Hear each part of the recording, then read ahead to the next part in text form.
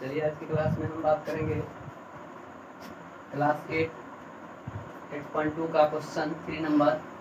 और जैसा कि पिछला कक्षा में बताया गया है 1 और 2 का क्वेश्चन इसमें सॉल्यूशन करेंगे। क्वेश्चन कहता है, सबसे पहले से पढ़ लेंगे, आसानी से समझ में आ जाएगा कि एक बिजली के पंखे का मूल्य 510 रुपये में बेचने पर दुकानदार को 15% की हानि उठानी पड़ती है। तो बताएं कि दुकानदार ने पंखा को कितना में खरीदा। यदि पंखे का 630 रुपये में बेच दिया जाए तो कितना प्रतिशत का लाभ अथवा हानि उठाना पड़ता है।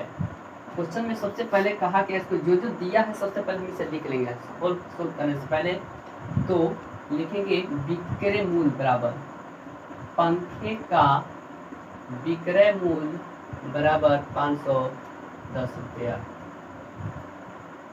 हानि बराबर 15%, क्रय मूल्य बराबर वाट याद करना है, लाभ अथवा हानि बराबर वाट। ये दोनों चीज याद करना है। तो सबसे पहले हम यहाँ सोल्व करेंगे कि एक सूत्र होता है, जैसा कि आप जानते होंगे, क्रय मूल्य बराबर विक्रय मूल्य गुने 100/100 माइनस हानि प्रतिशत। और विक्रय मूल्य का मान कितना दिया हुआ है 510 गुने 100/100 माइनस हानि परसेंट 15।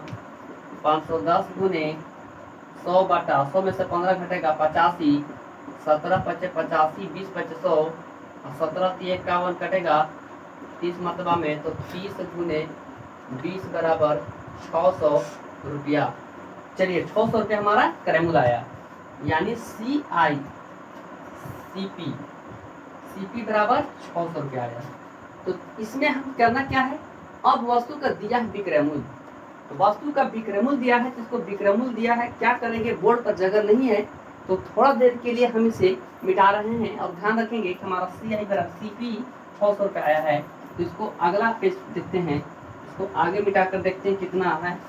CP यानी कि क्रय मूल्य हमारा कितना आया था 600 रुपया, 600 रुपया।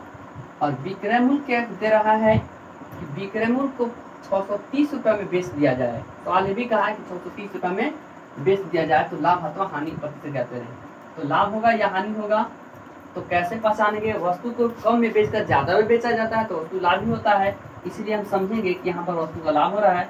और लाभ बराबर विक्रय मूल्य माइनस क्रय मूल्य, तब 630 माइनस 600 बराबर 30 रुपया, 30 रुपया लाभ आया। इसलिए लाभ परसेंट बराबर सूत्र होता है, याद रखेंगे, लाभ गुने 100/क्रय मूल्य, लाभ गुने 100/क्रय मूल्य सूत्र है। यहाँ पर निकालेंगे, लाभ का जगह पर 30 बटाएंगे गुने 100, ये सूत्र से है। क्रय मूल्य 600 रुपया, तो 2 0 से 2 0 और कितना 6 × 5 = 30, डायरेक्ट 5 क्या आया 5%, यानी कि लाभ बराबर जो आया हमारा 5% आंसर आया है। तो इस प्रकार क्वेश्चन को सॉल्व करेंगे। और अगला क्वेश्चन कहता है क्वेश्चन नंबर 4। क्वेश्चन नंबर 4 क्या कहता है, इसको देखेंगे।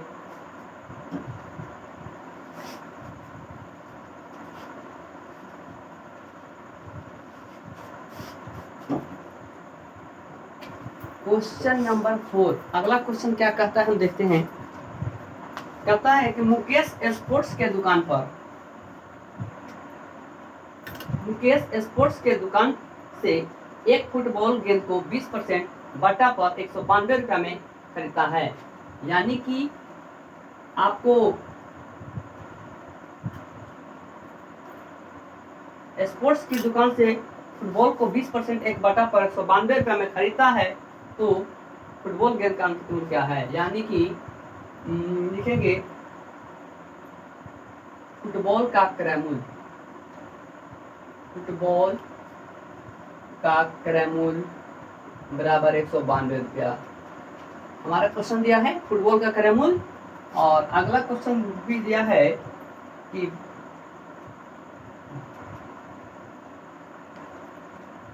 बटा, पोस्ट में लिखेंगे छूट, बराबर 20% बटा देता है।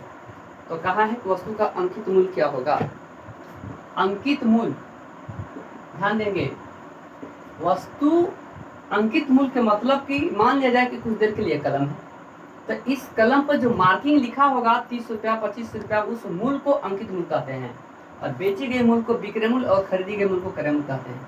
तो सबसे पहले अंकित मूल्य पूछा है, तो जब भी किसी वस्तु का छूट दिया जाता है, बट्टा दिया जाता है, इसको बट्टा ही कहते हैं, तो छूट दिया जाता है वह अंकित मूल्य पर दिया जाता है। यानी अंकित मूल्य हमें ज्ञात करना है, तो सबसे पहले हमको क्या करना है, यहाँ पर एक सूत्र लिखेंगे, यहाँ पर एक सूत्र लिखेंगे, क्रय मूल्य बराबर 192 रुपया, छूट परसेंट बराबर 20 रुपया। अब देखेंगे यहाँ पर लिखेंगे माना कि, हमको अब अंकित मूल्य ज्ञात करना है, माना कि फुटबॉल का अंकित मूल्य, फुटबॉल का अंकित मूल्य बराबर 100 रुपया। फुटबॉल का अंकित मूल्य कितना लिखा हो प्रिंट नहीं मालूम है, तो उसको 100 रुपया, इसलिए x माइनस एक्स का 20% बराबर 192 रुपया। देखिए तो ये कंसेप्ट समझिए, x माइनस एक्स का 20%, यानी कि जो x हमारा, ये x एक तो अंकित मूल्य होगा, और अंकित मूल्य कितना वस्तु का दाम लिखा हुआ वो अंकित मूल्य, और उस अंकित मूल्य का 20% छूट दे रहा है वो वाला, और दोनों को घटा देंगे और उससे x का जो मान आएगा वो हमारा अंकित मूल्य आएगा। अब x का मान देखेंगे, x माइनस एक्स का 20 गुना 20 और बटा 100 बराबर 192 रुपया। यहाँ से क्या करेंगे, 20 पचे 100, x माइनस एक्स बट्टा 5 बराबर 192, कैलकुलेशन करेंगे, देखेंगे यहाँ बटा में है तो ये सॉरी इधर यहाँ से 5 से इसमें बटा में 1 मान लेंगे और लघुत्तम निकालेंगे, 5 एक का लघुत्तम कितना होगा, 5 होगा, तब 5x माइनस एक्स बराबर 192।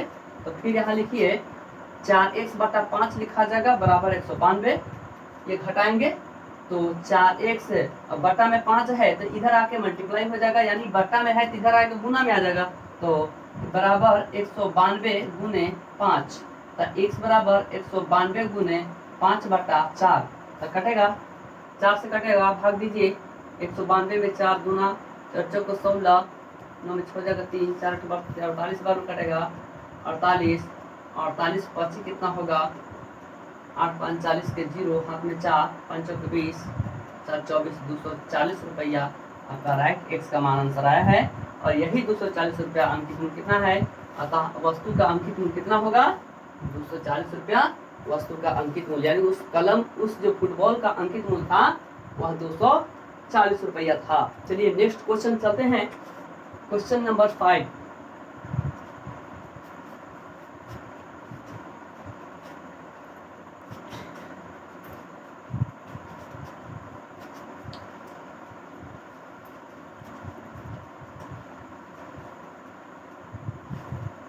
क्वेश्चन नंबर 5 कहता है, सबसे पहले इस प्रश्न को पढ़ेंगे और इस प्रश्न को पढ़कर ये जो दिया है प्रश्न में उसको पहले लिख लेते हैं हम लोग। एक दुकानदार एक जोड़े जूते को 1250 रुपये अंकित मूल्य करके ग्राहक को खरीदने पर 20% छूट देता है। छूट देने के बाद दुकानदार को 25% का लाभ प्राप्त होता है, तो जूते का क्रय मूल्य क्या है। यानी कि सबसे पहले क्या क्या दिया लिख लीजिए, दुकानदार को जोड़े जूते पर 1250 रुपये अंकित मूल्य करके, यानी कि अंकित मूल्य बराबर 1250 रुपया।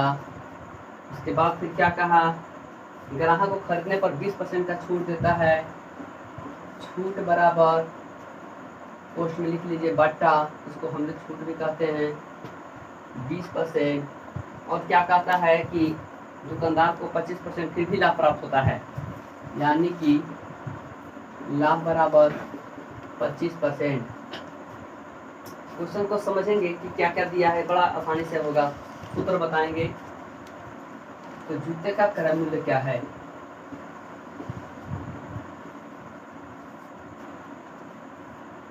सबसे पहले इस क्वेश्चन में देखेंगे कि एक जूता है, एक जोड़ा जूते का अंकित मूल्य लिखा हुआ 1250 रुपया, जिसमें एक जोड़े जूते को बेचने पर 1250 रुपये में बेचने पर 20% का आदमी छूट देता है फ्री, तब 20% छूट देता है, फिर भी दुकानदार को 25% का लाभ प्राप्त होता है। तो बताएं कि वस्तु यानी कि जोड़े का एक जोड़े जूते का क्रय मूल्य क्या है, प्रश्न है क्या है। तो चलिए सबसे पहले हम यहाँ से चलते हैं हल में चलेंगे क्या कि सबसे पहले हमको वहां पर विक्रय मूल्य निकालने की जरूरत है। विक्रय मूल्य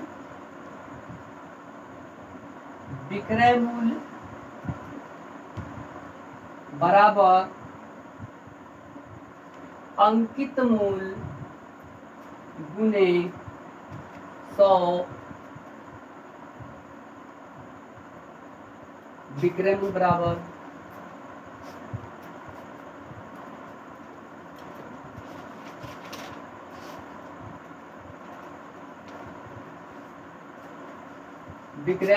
बराबर अंकित मूल्य गुने 100 माइनस छूट % बटा 100। ये समझिए, आपको विक्रय मूल्य बराबर जो वस्तु को बेचा जाता है जिस रेट पर, उसको अंकित मूल्य कहते हैं। विक्रय मूल्य बराबर अंकित मूल्य गुने 100 माइनस छूट % बटा 100।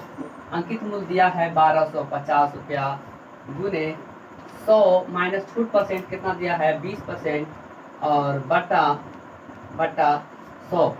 तो यहाँ से 1250 माइनस 100 में से 20 घटेगा तो 80 बटा 100। 1 0 से 1 0, 1 0 से 1 0 कट जाएगा और 125 अठे 1000 कितना आया, विक्रय मूल्य 1000 रुपया आया। आगे चलते हैं, पुनः लिखेंगे, पुनः प्रश्न से अब निकालेंगे क्रय मूल्य बराबर। क्रय मूल्य निकालने के लिए कहा है तो क्रय मूल्य बराबर एक सूत्र है विक्रय मूल्य गुने और 100 बटा 100 माइनस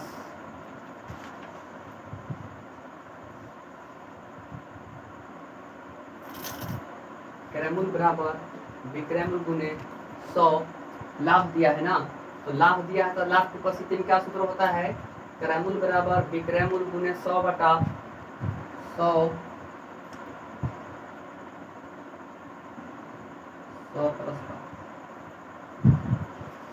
देखते हैं।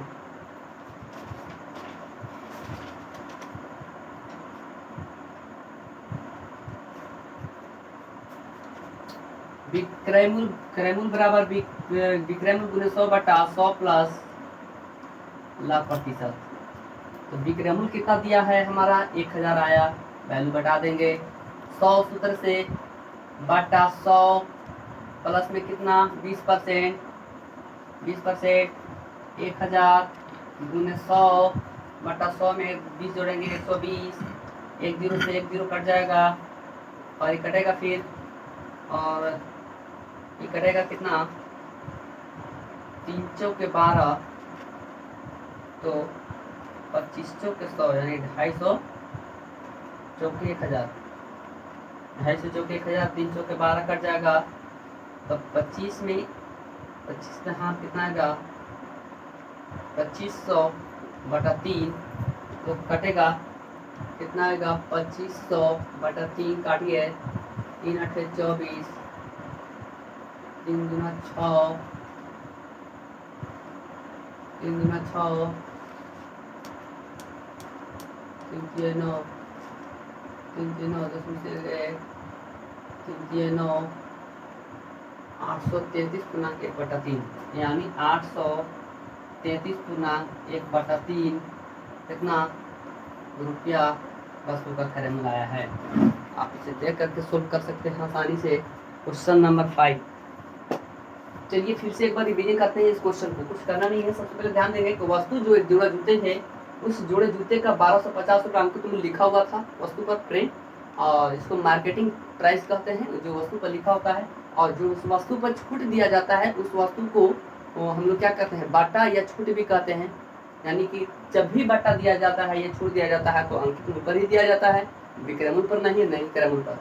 तो अब लाभ प्रतिशत दिया है, दुकानदार कहा है कि यदि हम 1250 रुपये अंकित मूल्य वस्तु पर 20% का छूट देते हैं तो फिर भी मेरा 25% का लाभ प्राप्त होता है। तो बताएं उस वस्तु का क्रय मूल्य क्या था। तो चलिए सबसे पहले कुछ नहीं करना है, हम इसे विक्रय मूल्य ज्ञात करेंगे। तो विक्रय मूल्य बराबर सूत्र होता है अंकित मूल्य गुने 100 माइनस छूट परसेंट बटा 100।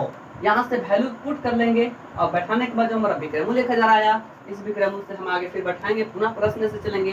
कहा था क्रय मूल्य ज्ञात करने के लिए क्रय मूल्य बराबर विक्रय मूल्य गुने 100 बटा 100 प्लस लाभ प्रतिशत, और हमारा जो ये मान आया है, ये क्रय मूल्य हमारा मान आया है, राइट। यानी कह सकते हैं कि जूते का क्रय मूल्य 833 गुना के 1/3 रुपया आया है।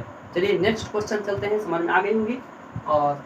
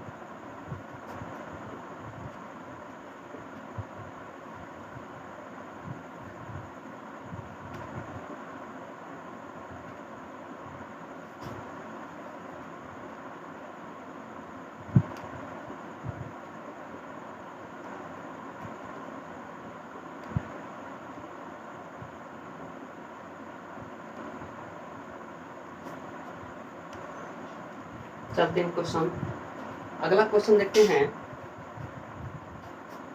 नंबर 1 2 3 4 टी-शर्ट, क्रॉकरी,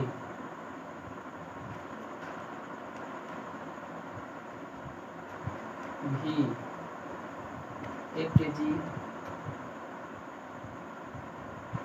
मूंग दाल 1 kg, 250, 300, 260, 60, 4%, 10%, 5%, 2%। पहले क्वेश्चन पढ़ लेंगे, इस क्वेश्चन नंबर 6। क्वेश्चन नंबर 6 कहता है कि सोहन द्वारा एक डिपार्टमेंटल स्टोर में खरीदी गई सामग्री का बिल निम्नानुसार दिया गया है, इस बिल का कुल राशि ज्ञात करें। तो एक स्टोर में सामान खरीदा जाता है, उसका मूल्य टी-शर्ट का मूल्य 250 रुपया है। उस 250 रुपया पर 4% का टैक्स लगता है। तो बिक्री कर यानी वस्तु टैक्स अगर 4% में दिया है तो यह कर रुपया के रूप में कितना होगा, तो इसको देखेंगे। सबसे पहले देखेंगे ये 250 रुपया खरीदा गया है वस्तु मूल्य और 4% टैक्स लगता है, तो लिखेंगे 250 प्लस, और 250 का 4% टैक्स लग रहा है, तो 250 का 4% बराबर कितना होगा, वाट। तो 250 प्लस 250 गुने 4 बटा 100, तो 25 चौके 100 और 25 दहा 250, यानी कि 10 आया। 250 प्लस 10, 250 प्लस 10 बराबर 260 रुपया। यानी कि वस्तु को 250 रुपये में क्रय मूल्य है। बिक्री कर यानी कि उस वस्तु पर 4% का टैक्स लग रहा है, तो रुपया में कितना लगेगा, रुपया में 10 रुपया लग रहा है। परसेंट में 4% लग रहा है वस्तु पर, तो रुपया में 10 रुपया लग रहा है। यानी कहेंगे कि 250 रुपया मूल वस्तु का और प्लस 250 का 4% निकालेंगे कि कितना होगा, तो 10 रुपया टैक्स लग रहा है वस्तु पर। यानी कि टोटल वस्तु को कितना लग रहा है, 250 और 10 रुपया मूल टैक्स वाला दोनों जोड़ देंगे 260 रुपया। इसी प्रकार इसको निकालेंगे 300 प्लस 300 गुने 10% कटेगा, 2 जीरो से 2 जीरो 3 तरह के 30, तो 300 और प्लस 30 बराबर 330 रुपया हो जाएगा। अगला है 260 का 5% कितना टैक्स लगेगा, तो 260 रुपया वस्तु का मूल्य और 260 प्लस 260 गुने 5 बटा 100, तो 20 25 100, 1 जीरो से 1 जीरो 13 दूना 26 यानी कितना आया 260 प्लस 13। तो 260 प्लस 13 का मतलब होगा कि 303 6 1 7 273 और 60 का 2% तो 60 प्लस 2 60 प्लस और 60 का 2% तो 60 प्लस 60 गुने 2/100 एक कितना होगा। तो 1 0 से 1 0 2 5 10 और कितना आया 6/5 1 0 से 1 0 2 5 10 6/5 आया। तो 60 प्लस 6/5 1 लेंगे नीचे बटा 1 करेंगे इसको बटा 1 मान लेंगे और 5 सेकंड 5 लघुत्तम तो 60 बचे 300 प्लस 5 300 प्लस 60 360/5 तो 5 करेंगे 360/5 कितना आएगा 5 7 35 5 6 30 5 7 35 1 5 दूना 10 72 पचे 360 ये आया। कहा क्या था हमारा टोटल यानी कुल हमारा कुल राशि क्या है इसका कुल मूल्य क्या है तो निकालेंगे कुल बराबर 260 जगह नहीं है यहाँ पर लिख देते हैं 260 प्लस 330 प्लस 273 प्लस 72 3 2 5 0 5 7 7 14 3 17 17 6 23 के 3 हाथ में 2 3 2 5 5 2 7 7 14 15 16 1635 कितना आता है 3 2 5 4 7 14 14 14 14 7 7 14 15 16 14 15 16 17 18 19 20 21 22 23 के 3 हाथ में 2 3 2 5 2 7 8 और 9 3 2 5 2 7 2 9 935 रुपया आंसर।